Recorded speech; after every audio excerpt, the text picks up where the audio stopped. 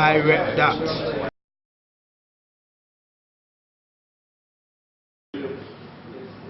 I understand where you're coming from. Wow. Because I've never personally been in that kind of situation, but it's kind of open about it. That's why I'm limping now because of the crash. It's hard, you know, when you've got, on one side when you've got a lot to lose, you have to think about what you've got to lose. On the other side, it's like, do you want to kind of put yourself in that sort of, I think we spoke about it earlier, do you want to put yourself in that kind of dangerous sort of situation, and what are the, what's going to come back at you as a result of snitching. And it's such a big sort of, I think it's such a big sort of fear in the black community, or such a sort of big thing in the black community. It almost comes from the thing of it's funny, I believe, again, sort of correct me if I'm wrong, I think it comes from a kind of a positive place where we don't want to support each other.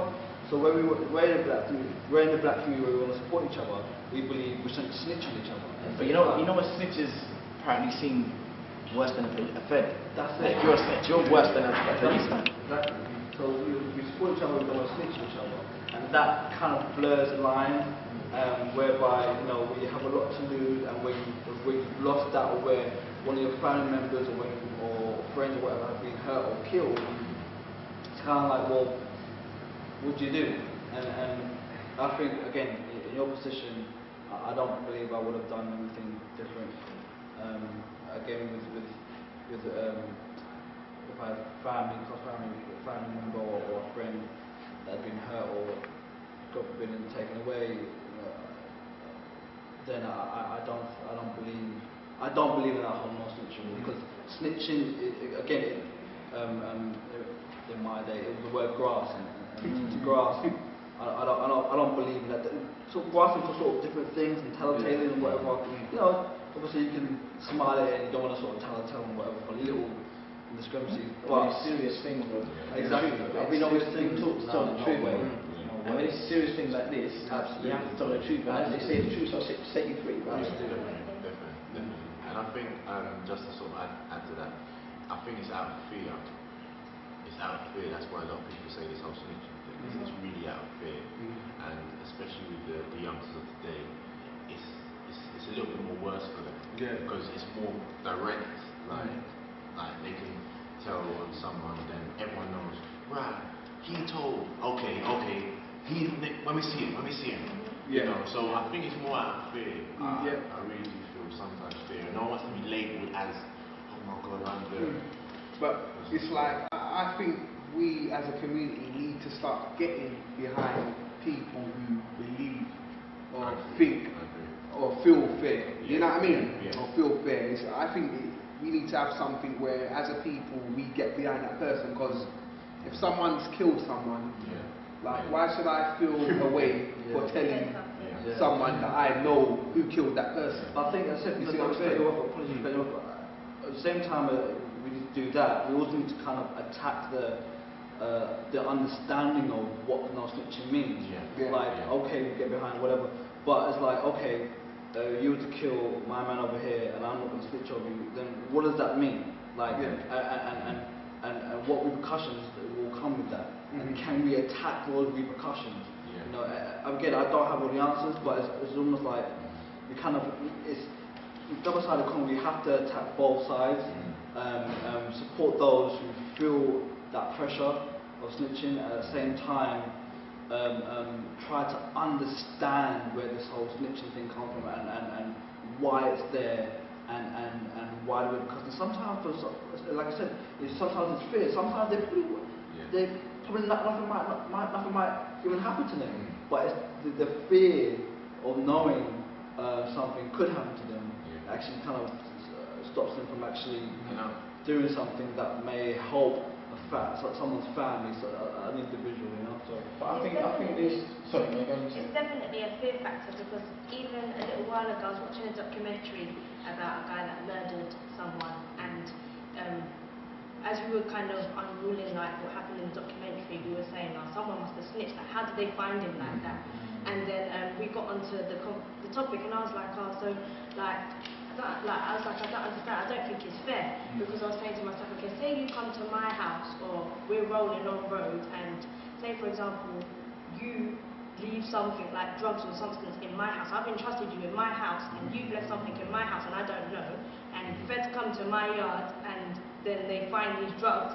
Like, what's my options? Well, I'm supposed to take the rap for you. And the same, like, if I'm with you on road, then I don't know you've got a gun or something, and I don't know you're like that, but yet you then get into a passer and then you decide to shoot up someone. Well, I'm supposed to not say something, but I get caught. And then I must go to prison for you. And I actually said that. I said, so what am I supposed to do? Am I supposed to hold it down for you? Because this was exactly what he said. He's not even like that anyway, but it was the kind of conversation we were having. He was like, boy, you either hold it down for me or you take your family and you go. That's what he said. So he's like, you snitch and you get the, the F out of where you're living, or you hold it down and you do the time, and it's like respect when you come out. I'm like, what? That's not fair. But why? It's exactly. It's like, why? Why should my family feel this fear? Why should I feel this fear? Who are you to say that I can't live a life of honesty? But I think it's people that say this whole no snitching thing, they're a bunch of hypocrites themselves. I think if the shoe was on the other foot, you'd want to know who it is. You'd be wanting to know who it is. You'd be hoping a snitch comes and talks to you. You know what I mean? It's just a hypocrite, bro. I remember a situation similar to your situation. It happened to me when in the 70s. I was in a group of car driving around with my friends and stuff. There's some weed didn't belong to me, right? As I got it did not belong to me. I was in the back seat like you. Anyway, police came, searched the car, found the weed. That's all the tracks, man. My two friends wasn't loading up, right? I was going back to America to live, so I didn't give a shit. But I was kind of finishing with England, right? Had my first son come back to England. The first son, big crowd, come over, look after the right thing, got caught in a roadblock. Found out a job day. I got 6 months, right? 18 months again, 6 months concurrent. The two friends, never heard from them, not whatsoever. Years afterwards, you know what they said to me? Or the police to them said, give it to the dread. You know what I mean? Now, in terms of stitching, I could have stitched them up. I did 6 months, I lost the shop, everything. Nowadays, you see in your situation, there's some homies, we're going to look for that guy who ran away because he wasn't honest with you, so you have no allegiance to him. He didn't tell you the car was stolen. You understand? He didn't have your back because he left off, he had his own back. I could have been injured, You understand what I'm saying? It's not like you're in a gang and you made a whole talk or whatever. So, you know what I mean? If he ain't holding up, man, me and my homies would go look for him. Because I was not going to do no time for him. Straight up. I mean, I think I've been in that situation where, like, it's a weird situation. I'll try to make it as big as possible. My uncle came to my house. I live in Tottenham. He came to my house and his car was broken into, and he sees someone limping from the car. This person limped from the car. We chase him. He calls me. We chase him, and he gets found by some bushes. The person limped from my car. We beat the shit out of him. I apologize for my language. We beat him like crazy. And then someone called, like, where I live, there's like an old people's home. The old people said someone's getting beaten up, so they called the police. And they said someone's getting beaten up. By the time they came, he was a re-offender. They knew who he was. Then the next day, some friends who I grew up with, they come to my house and they're like, Frank, what happened, man? What happened? I'm like, what do you mean what happened? What's going on? Oh, you lot told the police on my uncle. I was like about 19 and stuff. And these guys were bad guys. They were really bad guys. But at that, I think maybe in my mind I was a bit fearless. I was a bit too fearless when I was young. And I knew that the situation would become a problem. And I had this sort of fine line where I was like, boy, do I say I didn't tell the police, or do I say I did?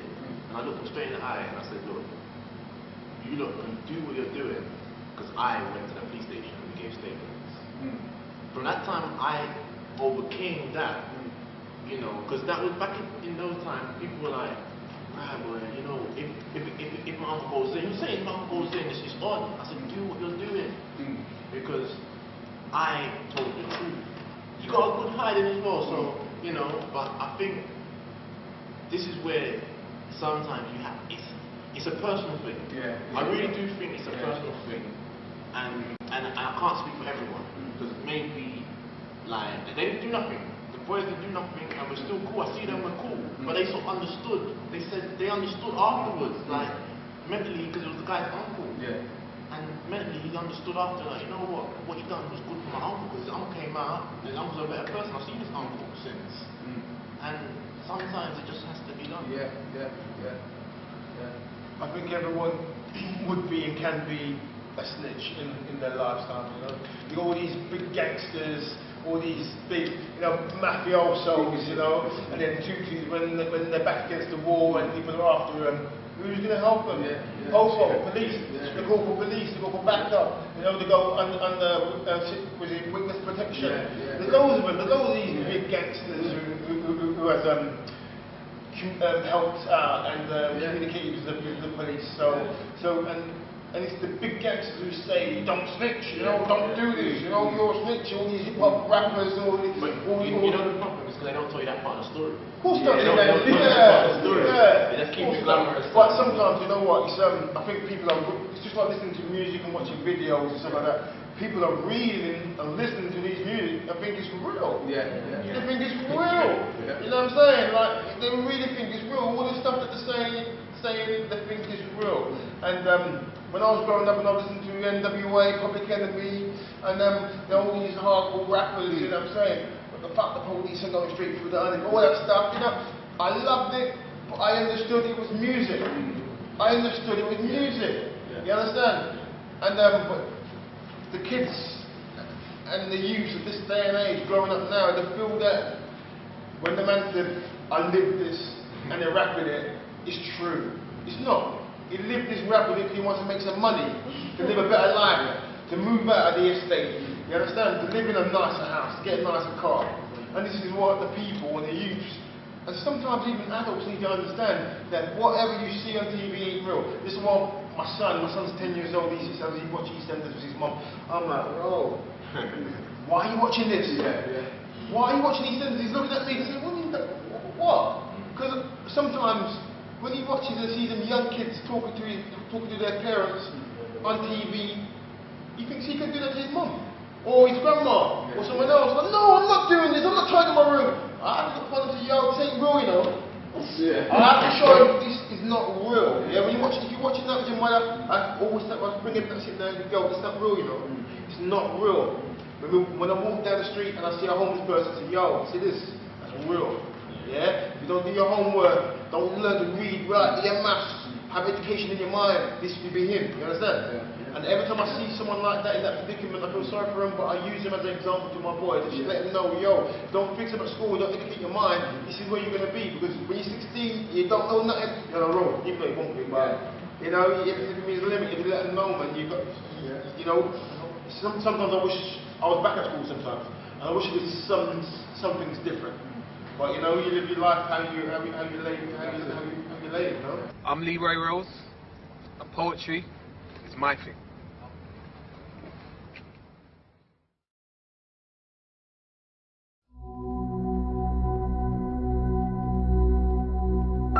Justice is what we need, but they have seasonally contaminated our seed. They have destroyed and reploughed, replanted and been allowed to masquerade this as true and factual. But actually, this is a blatant farce, and we've been given the wrong information to blind us of the greatness of our black nation. These men are dirtier than the women they're liaising. From our time began, this is a problem we've been facing. So it's amazing that in their museums they promote a lot of our history as theirs, changing it around to the sound of their tune like musical chairs. Speaking of the great Emotep would bring many to stare, from our own people that don't even care, unaware. For mentally, a lot of the time we fear ourselves, programmed to kill each other, black male against male, tipping the balance, tipping the scale. Now is the time to mentally set sail on our voyage to prevail. I read that.